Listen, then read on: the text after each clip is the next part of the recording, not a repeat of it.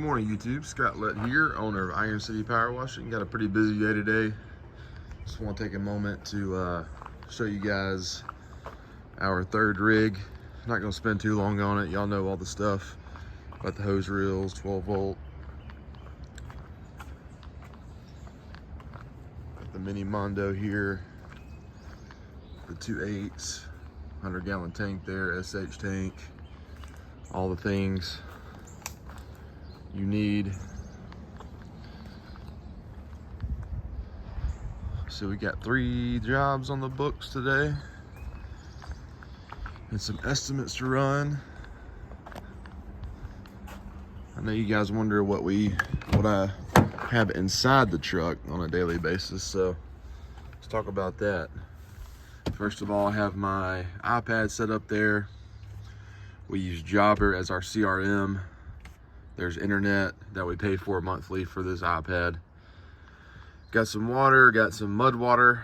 I don't know if you guys have heard of that stuff, but it works pretty well. Got my safety glasses there. Got my hat that I always wear. I've got some Iron City Power Washing hats, but that one's the most comfortable. I've got my collared shirt if I go do some estimates, some backup clothes, socks. Got some gloves here. If I use more harsh chemicals, I don't just wear gloves to work. That's in case I use, F9 bark or One Restore. The more harsh chemicals I don't want to get on my hands. Hearing protection, plus I like to listen to music. Got some knives in here. So, yeah.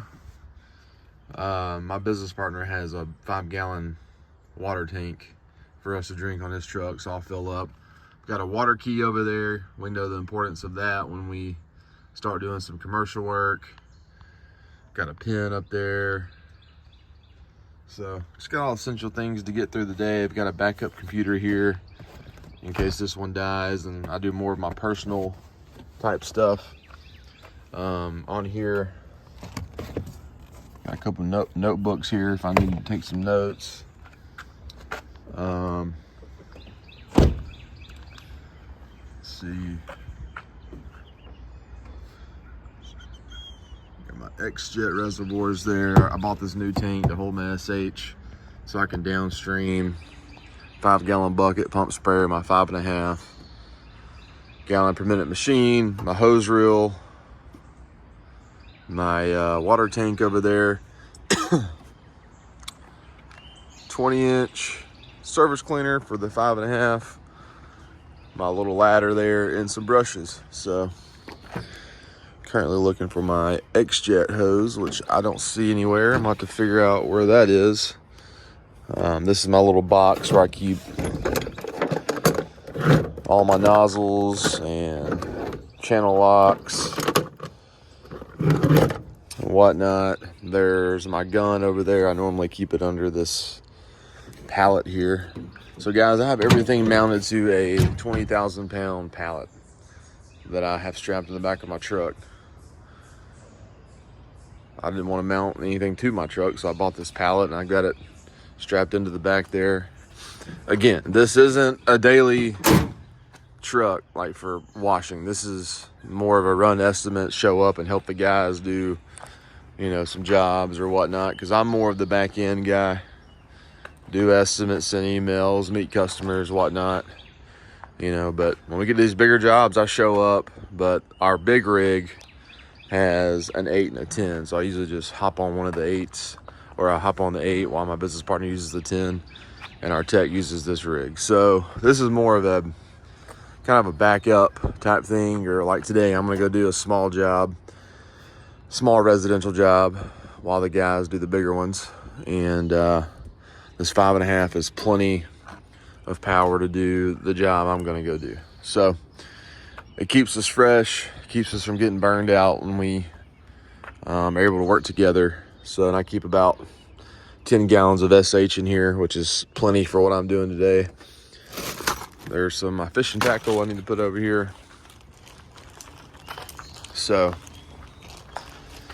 but I'm about to meet my tech at the first job. I'm going to show him what all we're doing at that job.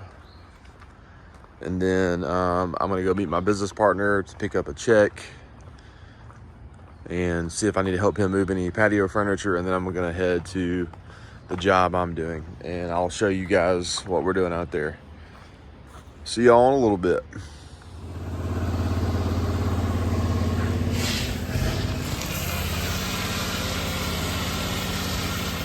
All right, let's talk business a little bit. I've got a little bit of a drive to this job.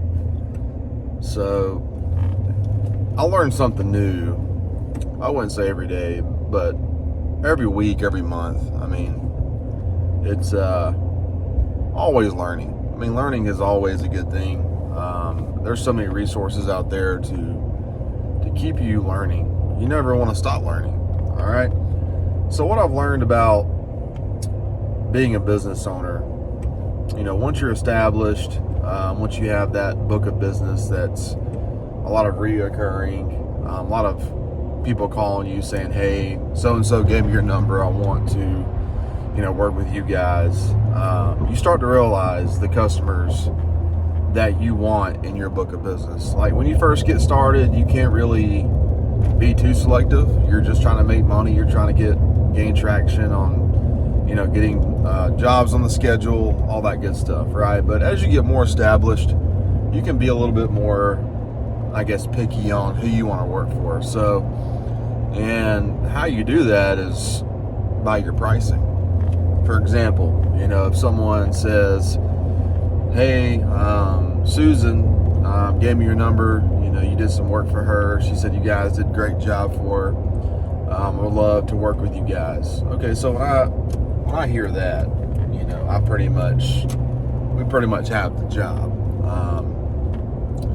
So I'm more willing to, give them, a good price, work with them a little bit, because that's someone that I can add to my book of business. And they're probably going to call us, every year, if not every year, every other year, and they're going to get a very fair price. And I'll get excited about those, because those are people that you want in your book of business. The people that I really try to avoid are the price shoppers. The price shoppers are people who don't really know who you are. They're just going strictly off a Google search and maybe your reviews, and they're just shopping around, okay? And they're going to go with the cheapest person, and then they're going to be the ones at the end of the job, after they hire the cheapest person, they're going to go out there and wonder what happened. Why does this work not look good? Because you went with the cheapest person. You don't want those people in your book of business. You don't want the people who are cheap. All right. You want people in your book of business who are willing to pay your prices, because they know you can deliver a good end product. Right. And I've learned, I can tell by the initial conversation, I can tell, just by, just conversation, if this person's a good fit for our book of business or if they're not. If they're price shopping, if they're not, if they're just wanting a job done, or if they're wanting a job done right. So you'll learn these type of people as you grow your book of business. Okay, so but when you first get started, like I said, you can't be too picky. You just got to get jobs, but as you grow, and as you because who do you want calling you every year? Do you want the cheap people who are going to nitpick, or going to be difficult to work with? Or are you going to call people, or do you want people calling you who know who you are, know the work you can do, who already know, like, you have a good reputation and you've built a good brand in their mind? So, and you can kind of dictate that by your pricing. All right. So, another question I get is, man, how do you get all of this commercial work? Well, let's just say this. Residential work, there's another one we just cleaned not long ago. Residential is more of people finding you, meaning Google searches, asking around. Commercial, I am very proactive. I will make a phone call. I will drive around and look at dirty properties, and there's usually a management sign chilling somewhere, and you can call and say, hey, I'm so-and-so, Iron City Power Washing. We do commercial power washing, and we clean commercial properties. I would love to give you an estimate. Like I said, I'll send emails, I'll take people out to coffee, I'll do whatever it takes to get commercial jobs, okay? And I even tell guys in the area who are just getting started, I'll help them get their business up and running, because I want the market to stay strong. I want people to know how to price and do good work. And then when they get a job they can't handle, they'll call me, and we'll work together and have allies and all that good stuff, and get paid to do more commercial work. So, and guys, every market's different. You know, I can't tell you the secret, you know, way to get jobs in your area, but having you know, a plan to be found on Google, you know, organically, you know, growing your business on Facebook, and just making phone calls, sending emails. I mean, all those things work. A lot of guys like yard signs. Our yard signs don't work, because as soon as we put them out, someone's throwing them away. I don't know if it's competitors or people. I don't know what it is. So I usually just put a yard sign out, you know, in a customer's yard that we just finished a job for. Let it sit there for a few days, because people are going to drive by and wonder who did the work. They'll see our yard sign, and that usually produces a call or two. And but I mean, you just gotta get creative, think of things. You know, I think having a good website with a lot of good words on there, keywords, is important. But there's no special one way to get work. There's many ways to get work. You just gotta figure out what works for you, and figure out what you really want to do. Do you want to specialize in residential? Do you want to specialize in commercial? Do you want to specialize in fleet washing? Do you want to specialize in parking decks? I mean, you want to specialize on window cleaning? Like, what do you actually want to do? Find what you enjoy and go capitalize on it. So anyways, I'm about to pull up at this this house. This is a lady that this is probably my 10th time to clean for her. She's a very loyal customer, and we take good care of her, and she's easy to work with. And it's in the neighborhood I used to live in, where I actually started my company. So it's a very special top job, because this is one of my very first customers. So see y'all out there in a little bit. All right, guys, I am set up. Calls are flowing in. So we're cleaning this little driveway, little sidewalk. We're doing a full house wash.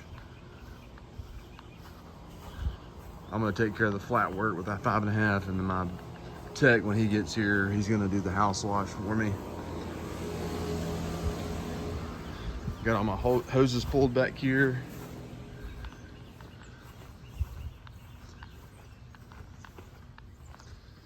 Take care of this little patio. They've already got their TV covered for us.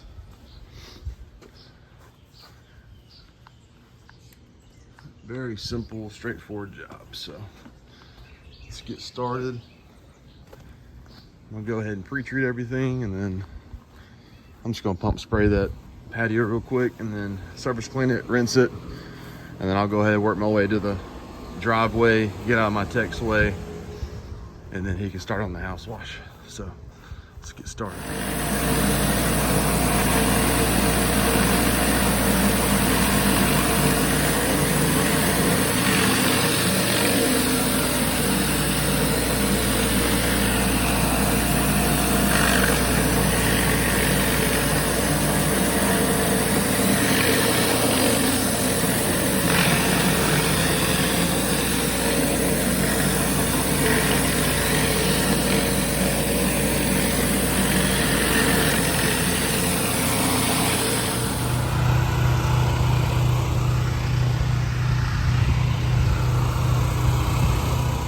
Guys, Junior just got here. He's my lead tech.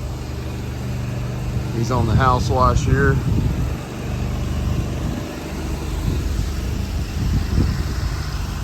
Downstreaming with an 8-gallon.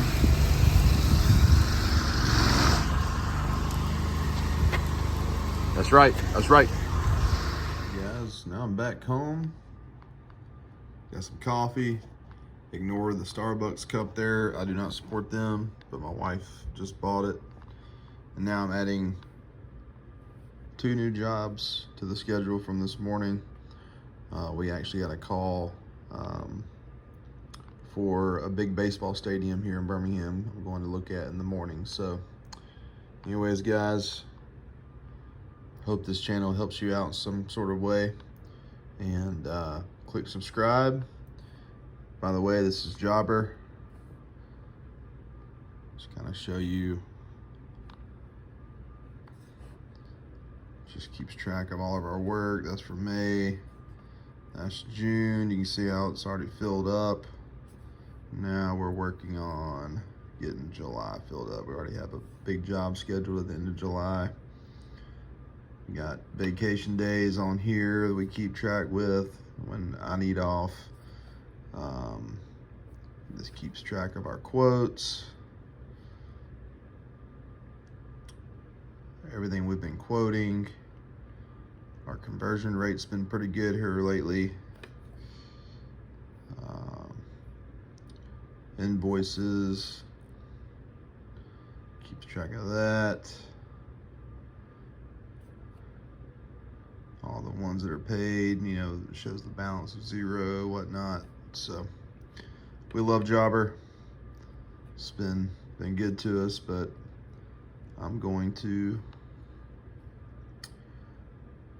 our big job on Friday canceled, so I deleted it, but we're gonna fill it with the job that we got today. So, all right guys, Scott Lett, Iron City Power Washing.